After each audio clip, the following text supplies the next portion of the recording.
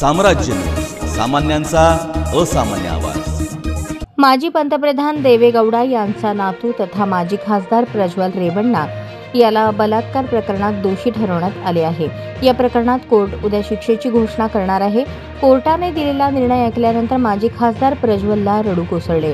हा निर्णय बंगळुरू येथील लोकप्रतिनिधींशी संबंधित प्रकरणांवर सुनावणी करणाऱ्या विशेष न्यायालयाने दिला आहे। या प्रकरणात पीडितेने कोर्टात सादर केलेली साडी महत्त्वाचा पुरावा ठरली आहे। विशेष तपास पथकाने या गुन्ह्यात 123 पुरावे कोर्टात सादर केले होते। बलात्कार प्रकरणात दोषी ठरवल्यानंतर प्रज्वल भावूक झाला आणि भर कोर्टात अश्रू ढाळू लागला। कोर्टातून बाहेर पडतानाही तो रडत होता। FIR दाखल झाल्यानंतर 14 महिन्यात या खटल्याचा निकाल देण्यात आला आहे। प्रज्वलच्या विरोधातील बलात्काराच्या खटल्यात पीडितेने एक महत्त्वपूर्ण पुरावा सादर केला। पीडितेने कोर्टात एक पुरावा म्हणून एक साडी सादर केली। प्रज्वल याच्यावर घरातील सहाय्यक महिलेवर 2 वेळा बलात्कार केल्याचा आरोप आहे।